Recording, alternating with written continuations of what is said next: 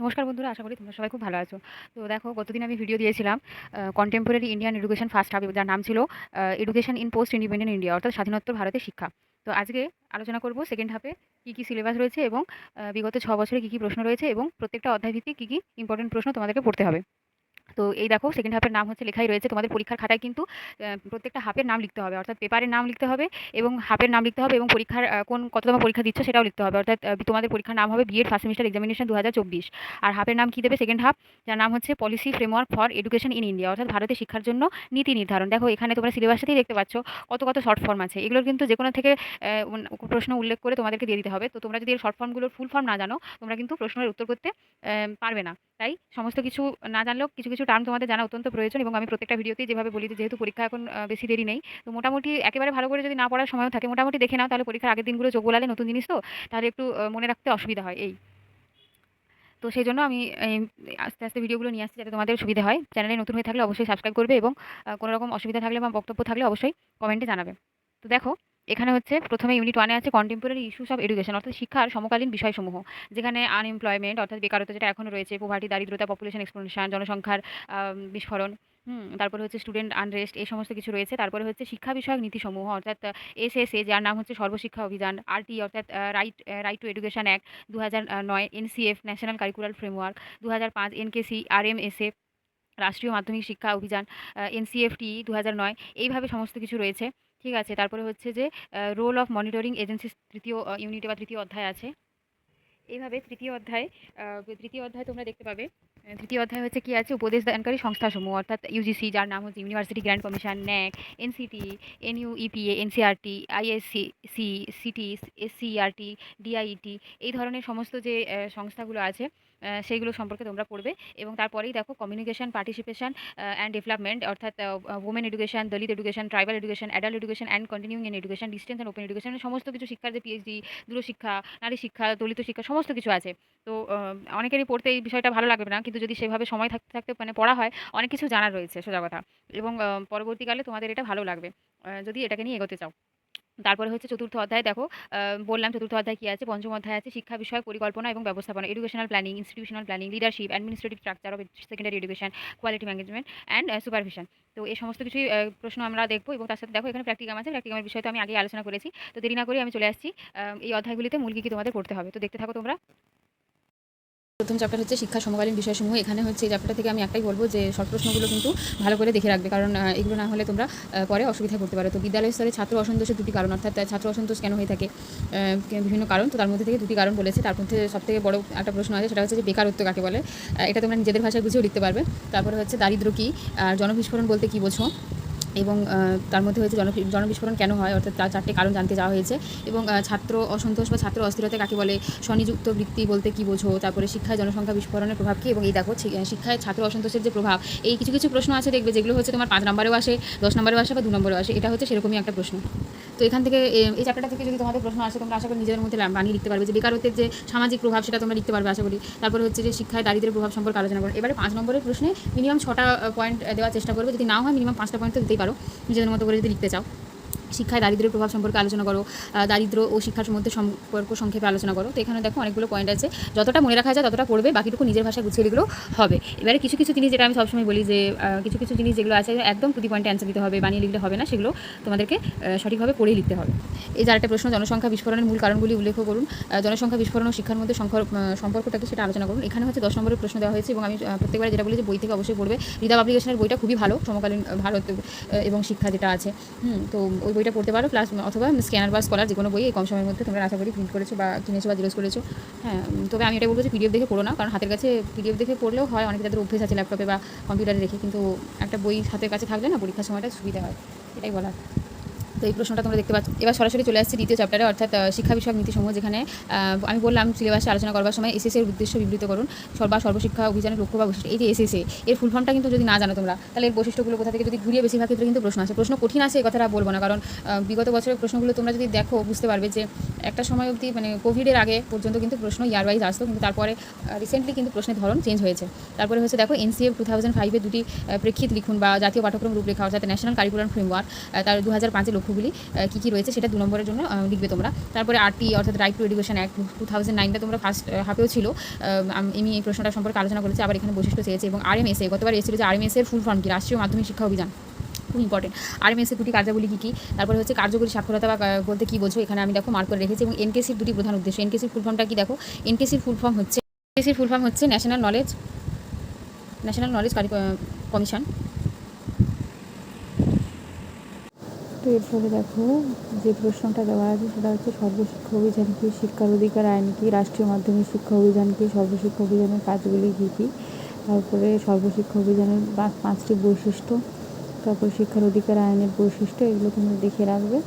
হ্যাঁ, তারপরে হচ্ছে অনেকগুলো পয়েন্ট আছে, নিজের ভাষায় লিখবে। তারপর রাষ্ট্রীয় মাধ্যমিক শিক্ষা কমিশনের উদ্দেশ্য কী, অভিযানের উদ্দেশ্য, এটাও ইম্পর্টেন্ট প্রশ্ন। তারপরে দেখো এখানে বড় প্রশ্ন আছে, এসএসসির উদ্দেশ্য বিবৃত করো এবং বর্তমানে এসএসসির অবস্থা সম্পর্কে লেখো। পশ্চিমবঙ্গে তারপরে চলে এসেছি তৃতীয় অর্থ উপদেশদানকারী সংস্থাসমূহ। এখানে দেখো আমি সমস্তগুলো হচ্ছে লিখে রেখেছি। পাশাপাশি ন্যাক কি, ইউজিসি কি, এনসিআরটি কবে বা কেন কীভাবে গঠন করা হয়, তারপরে হচ্ছে সিটি কি, এসসিআরটি এর ফুল ফর্মগুলো আমি মার্ক করে রেখেছি। আইএসসির কাজগুলি কী কী, তারপরে ডিআইটি এবং আইএসসির ফুল ফর্ম কী, এগুলো তোমরা পজ করে দেখতে পারবে। তারপরে 5 নম্বর প্রশ্নে দেখো ইউজিসির যে কোনো 5টি গুরুত্বপূর্ণ ভূমিকা এবং শিক্ষাক্ষেত্রে এনসিটির কার্যাবলী কী কী, তারপরে ন্যাকের পরিমাপ ও মূল্যায়নের নির্ধারকগুলি কী কী, এছাড়া এনসিআরটির কার্যাবলী বড় প্রশ্নে আছে।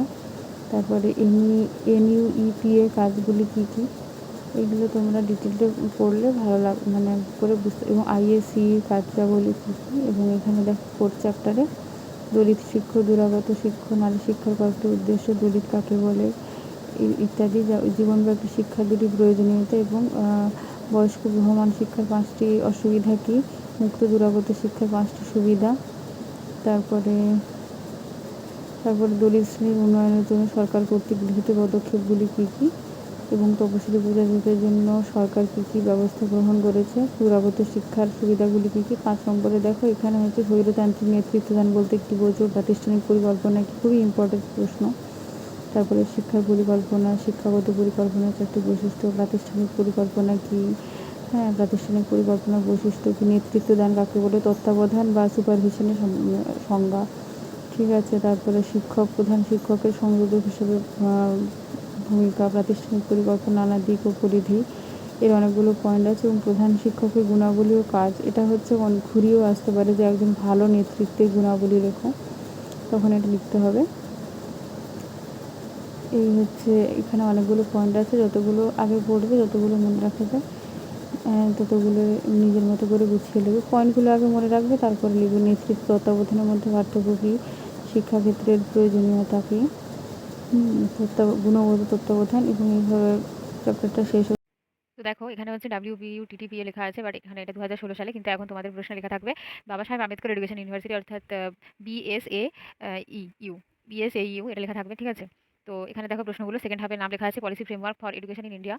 প্রশ্নগুলো আমি ধীরে ধীরে দেখিয়ে দেবো। দেখো এখানে 35 নম্বরের প্রশ্ন, ত্রুটিপূর্ণ শিক্ষা ব্যবস্থা শিক্ষিতদের চাই এই যে বেকারত্বে যে কোনো দুটি কারণ উল্লেখ করো। এখানে আমি লিখে রেখেছি পাশে, তোমরা এছাড়া অন্য উত্তরও লিখতে পারো। তারপরে হচ্ছে এনকেসি ন্যাশনাল নলেজ কমিশনে হচ্ছে কার সভাপতিত্বে গঠিত হয়। এখানে যে 2005 সালে 13ই জুন ভারতের তৎকালীন প্রধানমন্ত্রী ডক্টর মনমোহন সিং সভাপতি ছিলেন। সাম পিত্রোডা, এই প্রশ্নটা প্রায় অনেক জায়গায় দেখতে পাবে, আমি সেজন্য লিখে রেখেছিলাম। এখানে দেখো ইউজিসির পুরো নাম কি, এই দুটি কার্যাবলী লেখো। ইউনিভার্সিটি গ্র্যান্ড কমিশন এবং কি কার্যাবলী আমি একটু আগে দেখালাম। দলিত শিক্ষা দুটি গুরুত্ব কী কী, তারপরে হচ্ছে যে দেখো এই যে চাকরি সংরক্ষণ, হস্টেল ফ্রি এডুকেশন কিছু ক্ষেত্রে। তারপরে হচ্ছে শিক্ষার অধিকার আইনে যে কোনো দুটি বৈশিষ্ট্য, গুণগত তত্ত্বাবধান অর্থাৎ কোয়ালিটি ম্যানেজমেন্ট বলতে কী বোঝো। তারপরে হচ্ছে যে অবেক্ষণের সংজ্ঞা, এই যে সুপারভিশনটা কি, অবেক্ষণের সংজ্ঞা হচ্ছে সবসময় এই জন্য বলি যে বাংলার সাথে ইংলিশ টার্মটা তোমরা জেনে রাখবে। এই যে বিনা বেতনে বাধ্যতামূলক শিক্ষা, 6 থেকে 14 বছর বয়সে বিনা বেতনে বাধ্যতামূলক শিক্ষা, অর্থাৎ ফ্রি এডুকেশন যেটা বলা হচ্ছে, সেই ধরনের অবেক্ষণের সংজ্ঞাটা এটা তোমরা বইতে পারলে দেখে নিও বা গুগল করে নিতে পারো। গ্রুপ বিতে দেখো এখানে হচ্ছে ছাত্র অশান্তি বা ছাত্র অসন্তোষের সম্ভাব্য কারণগুলি কী কী, তারপর হচ্ছে রাষ্ট্রীয় মাধ্যমিক শিক্ষা অভিযান অর্থাৎ আরএমএস এর প্রধান কাজগুলি কি বিবৃত করো, এনইউইপি এর কাজগুলি উল্লেখ করো, সর্বশিক্ষা অভিযানের উদ্দেশ্য কী কী, স্বৈরতান্ত্রিক এবং গণতান্ত্রিক নেতৃত্বের 5টি পার্থক্য লিখুন। আমি যে বুক এখানে যে লেখা আছে এটা হচ্ছে রীতা পাবলিকেশনের যে দেবাশিস পালের যে বইটা আছে সমকালীন ভারত ও শিক্ষা, তার সেকেন্ড হাফে তোমরা পেয়ে যাবে। এছাড়া অন্য কোনো যদি বই থাকো চ্যাপ্টার ওয়াইজ তোমরা পেয়ে যাবে, এটা 5th চ্যাপ্টারে পাবে। গ্রুপ সিতে দেখো 10 মার্কসের কোশ্চেনে হচ্ছে এনসিটি কেন গঠিত হয়, এনসিটির কার্যাবলী ও সীমাবদ্ধতা উল্লেখ করো। আবার অনেকে হচ্ছে পেজ নাম্বার যদি নাও মেলে তাতে চিন্তিত হওয়ার কিছু নেই, কারণ নতুন আপডেটেড ভার্সনে হয়তো অন্য পেজ হতে পারে। তারপরে দেখো শিক্ষার পরিকল্পনা কি এবং প্রাতিষ্ঠানিক পরিকল্পনার সংক্ষিপ্ত বিবরণ দিন। এরপরে আসছি দেখো 2017 সালে কি এসছে, স্বনিযুক্ত বৃত্তি বলতে কি বোঝেন বা সেলফ এমপ্লয়মেন্ট কি। তারপরে হচ্ছে জনসংখ্যা বৃদ্ধির সংজ্ঞা দাও। এনসিএফ 2005 কি। তারপরে কার্যকরী সাক্ষরতা বা ফাংশনাল লিটারেসি কি। আইএএসসির যে কোনো দুটি কাজের কথা উল্লেখ করো। একজন সমন্বয়ক রূপে প্রধান শিক্ষক এবং শিক্ষিকা দুটি কাজের উদাহরণ দিন। জীবনব্যাপী শিক্ষা দুটি প্রয়োজনীয়তা লিখুন। তারপরে আছে দেখো ৫ নম্বরের প্রশ্ন, স্বাধীনতার পরে আমাদের দেশে নারী শিক্ষার অগ্রগতি ব্যাখ্যা করো। এনসিইআরটির কার্যাবলী কি, ন্যাকের পরিমাপ ও মূল্যায়নের নির্ণায়কগুলি কি কি, নেতৃত্বের 5টি গুণাবলী উদাহরণ সহ ব্যাখ্যা করো। জনসংখ্যা বিস্ফোরণের যে কোনো দুটি কারণ উল্লেখ করো। শিক্ষার প্রভাব কি। এছাড়া রয়েছে গ্রুপ সিতে কি, কার্যকরী প্রাতিষ্ঠানিক পরিকল্পনা তৈরিতে মানব সম্পদের ভূমিকা ব্যাখ্যা করুন। তারপরে হচ্ছে নেতৃত্ব তত্ত্বাবধানের মধ্যে পার্থক্যগুলি কি কি, শিক্ষাক্ষেত্রে গুণগত তত্ত্বাবধানের প্রয়োজনীয়তা লিখুন। এই প্রশ্নের পিডিএফ তোমরা পেয়ে যাবে ডিসক্রিপশন বক্সে, একটা লিঙ্ক আছে, ওখান থেকে তোমরা ডাউনলোড করে নিতে পারো, তাহলে পড়তে সুবিধা হবে। রাইট ডাউন এখানে দেখো 2018 থেকে বলছে বিদ্যালয় স্তরে ছাত্র অসন্তোষের দুটি কারণ কি, এনসিটির দুটি গুরুত্বপূর্ণ কাজ কি, দূরায়ত মুক্ত শিক্ষার দুটি গুরুত্ব বিবৃত করো। স্বৈরতান্ত্রিক নেতৃত্বদান বলতে কি বোঝায়, বয়স্ক শিক্ষায় পরিলক্ষিত হয় এমন দুটি সমস্যা কি, এনকেসির দুটি প্রধান উদ্দেশ্য। এই প্রশ্নগুলো প্রত্যেকটাই আমি দেখালাম একটু আগে। প্রাতিষ্ঠানিক পরিকল্পনা বলতে কি বোঝো, প্রাতিষ্ঠানিক পরিকল্পনা বলতে শিক্ষায় প্রতিষ্ঠানকে উন্নত করার জন্য যে গৃহীত পরিকল্পনা তাকেই বলা হচ্ছে প্রাতিষ্ঠানিক পরিকল্পনা। তারপরে গ্রুপ বিতে দেখো বেকারত্ব কি, শিক্ষা বেকারত্বের প্রভাব সংক্ষেপে লেখো। এই প্রশ্নটা তোমরা নিজে থেকে বানিয়ে লিখতে পারবে। তারপরে হচ্ছে যে দেখো এখানে হচ্ছে যে 5 নম্বরের প্রশ্ন, ইউজিসির যে কোনো 5টি গুরুত্বপূর্ণ ভূমিকা লেখো। এসএসসি অর্থাৎ সর্বশিক্ষা অভিযানের 5টি বৈশিষ্ট্য। দলিত শিক্ষা বলতে কি বোঝায়, উন্নয়নশীল ভারতে দলিত শিক্ষার গুরুত্ব ব্যাখ্যা করো। শিক্ষাগত পরিকল্পনা বলতে কি বোঝেন এবং শিক্ষাগত পরিকল্পনার 4টি বৈশিষ্ট্য সংক্ষেপে আলোচনা করুন। এরপরে হচ্ছে গ্রুপ সিতে দেখো বলেছে যে গণতান্ত্রিক নেতৃত্বদান অর্থাৎ শিব চ্যাপ্টার থেকে কিন্তু বড় প্রশ্নগুলো বেশিরভাগ ক্ষেত্রে আসছে। গণতান্ত্রিক নেতৃত্বদান ব্যাখ্যা করুন। বিদ্যালয় নেতা হিসেবে প্রধান শিক্ষকের ভূমিকা কি। তারপরে তারপরে যেটা রয়েছে সেটা হচ্ছে যে দেখো একটা অপশন আছে, দারিদ্র্য ও শিক্ষার মধ্যে সম্পর্ক আলোচনা করুন। উপজাতি শিক্ষা এবং এর বিকাশের জন্য কয়েকটি সরকারি উদ্যোগ বিবৃত করুন। 2019 সালে কি আছে দেখে নেবো। 2019 দেখো আরএমএস এর দুটি কার্যাবলী অর্থাৎ রাষ্ট্রীয় মাধ্যমিক শিক্ষা অভিযানের দুটি কার্যাবলী কি, এনসিএ অর্থাৎ ন্যাশনাল কারিকুলাম ফ্রেমওয়ার্ক 2005 এর দুটি প্রেক্ষিত লেখো। দলিত শিক্ষায় পরিলক্ষিত হয় এমন দুটি সমস্যা কি, প্রাতিষ্ঠানিক পরিকল্পনা দুটি সুবিধা জানতে চাওয়া হয়েছে। এনইউইপি এর দুটি গুরুত্বপূর্ণ ভূমিকা কি, আরটি অ্যাক্টের যে কোনো দুটি বৈশিষ্ট্য, কার্যকরী সাক্ষরতা বলতে কি বোঝো। তারপরে এই যে দেখতেই পাচ্ছ তোমরা, শিক্ষায় ছাত্র অসন্তোষের প্রভাব কি সংক্ষেপে আলোচনা করো। মুক্ত দূরাগত শিক্ষার 5টি সুবিধা, এনসিটির 5টি গুরুত্ব। তারপরে হচ্ছে বয়স্ক প্রভাবমান শিক্ষার 5টি প্রধান অন্তরায় সংক্ষেপে আলোচনা করুন। নেতৃত্বদানের যে কোনো একটি মডেল সংক্ষেপে বর্ণনা করুন। এখানে আবার সেই সর্বশিক্ষা অভিযান সম্পর্কে জানতে চাওয়া হয়েছে এবং জনসংখ্যা বিস্ফোরণের মূল কারণ এবং জনসংখ্যা বিস্ফোরণ শিক্ষার মধ্যে সম্পর্ক সংক্ষেপে আলোচনা। এই ধরনের প্রশ্নগুলো এই সর্বশিক্ষা অভিযানের উদ্দেশ্য যদি না জানা থাকে বা এক্স্যাক্টলি না জানা থাকে, কিছুটা তো সবাই জানি, তার দ্বিতীয় প্রশ্নটা কিন্তু তোমরা বানিয়ে লিখতে পারবে, কারণ জনসংখ্যা বিস্ফোরণ সম্পর্কে আমাদের ন্যূনতম আশা করি কিছুটা জ্ঞান রয়েছে। তারপরে দেখো 2020-তে এসছে, 2020-তে কি এসছে দেখো, এখানে হচ্ছে বেকারত্বের যে কোনো দুটি কারণ উল্লেখ করুন। এনসিটির দুটি গুরুত্বপূর্ণ কাজ। এনকেসির কার সভাপতিত্বে গঠিত হয় এবং কত সালে। এই যে 2005 সালে 13 জুন মনমোহন সিং ছিলেন প্রধানমন্ত্রী এবং সভাপতি ছিলেন শ্যাম পিত্রোডা। অবেক্ষণ অর্থ সুপারভিশন কি। স্বনিযুক্ত বৃত্তি বলতে কি বোঝো, জনসংখ্যা বৃত্তির সংখ্যা। জীবনব্যাপী শিক্ষা দুটি প্রয়োজনীয়তা কি। তারপরে আছে সর্বশিক্ষা অভিযানের উদ্দেশ্য, ইউজিসি যে কোনো 5টি গুরুত্বপূর্ণ ভূমিকা। এগুলো তোমরা আশা করি বুঝতে পারছো যে প্রশ্ন রিপিট হয়েছে, তবে আমি বলছি যে রিপিটের প্রশ্নগুলো কিন্তু দেখো অবশ্যই, কিন্তু 2022 পেটে তোমরা 2021-এর প্রশ্নটা দেখে রাখবে বেশি করে এবং বাকিগুলো পড়ে রাখবে, কারণ প্রশ্ন অনেক সময় ঘুরিয়ে আসে। যাতে ওনারা দেখতে চান যে একটা যেহেতু বিএড শিক্ষার্থী নিজের দক্ষতায় কতটা লিখতে পারে, মানে এরকম নয় যে বই থেকে মুখস্থ করে কতটুকু হচ্ছে বা টু দি পয়েন্টে যেগুলো পাওয়া যাচ্ছে সেগুলো আসে কিভাবে। তো এই দেখো 21 সালের প্রশ্ন চলে এসেছি আমরা এখানে দেখতেই পাচ্ছ। আর এখানে 5 নম্বরের প্রশ্ন। তারপরে রয়েছে 10 নম্বর, 2021-এ দেখো দারিদ্র্য শিক্ষার মধ্যে সম্পর্ক সংক্ষেপে আলোচনা করো। উপজাতি শিক্ষার বিকাশের জন্য কয়েকটি সরকারি উদ্যোগ। নেতৃত্ব তত্ত্বাবধানের পার্থক্যগুলি কী কী, শিক্ষাক্ষেত্রে গুণগত তত্ত্বাবধানের প্রয়োজনীয়তা। এবং সব থেকে লাস্টে দেখো 2022-এ গিয়ে এসছে এনসিটির পুরো নাম এবং এর কার্যাবলী, আইএসসির পুরো নাম এবং আইএসসির একটি গুরুত্বপূর্ণ কাজ। আপেক্ষিক দারিদ্র্য বা রিলেটিভ পভার্টি কি, ছাত্র অসন্তোষ বলতে কি বোঝায়, ছাত্র অসন্তোষের দুটি কারণ। বয়স্ক শিক্ষা এবং মুক্ত শিক্ষার মধ্যে পার্থক্য উল্লেখ করুন। আরএমএস এর পুরো নাম কি এবং এর একটি গুরুত্বপূর্ণ কাজ। এছাড়াও উপজাতি শিক্ষা বিকাশের জন্য সরকারের দুটি পদক্ষেপ উল্লেখ করুন।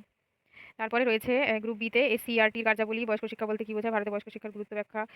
তারপরে হচ্ছে শিক্ষামূলক পরিকল্পনা এবং প্রাতিষ্ঠানিক পরিকল্পনার মধ্যে পার্থক্য। এনইউইপি এর কার্যাবলী কী কী। মাধ্যমিক শিক্ষার প্রশাসনিক কাঠামো সম্পর্কে ব্যাখ্যা করুন।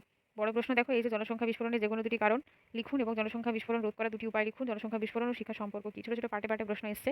আর পরের প্রশ্নটা দেখো, তত্ত্বাবধান বলতে কি বোঝায়, নেতৃত্ব কি, নেতৃত্বদানের প্রকারভেদগুলি উল্লেখ করুন। একজন ভালো নেতৃত্বে যে কোনো 4টি গুণাবলী লিখুন। এটা তোমরা শিক্ষক হিসেবে যে কি একজন শিক্ষকের যে কি নেতৃত্ব সেটাও লিখতে পারো, ঘুরিয়ে খানিকটা প্রশ্নটা এসছে। তো প্রত্যেকবারই যেটা বলি এবারেও তাই বলবো, বিএডের পড়া নিয়ে এত চিন্তিত হওয়ার কিছু নেই, কিন্তু এরকমও নয় যে সাদা খাতা জমা দিয়ে আসলে পাশ করে যাবে।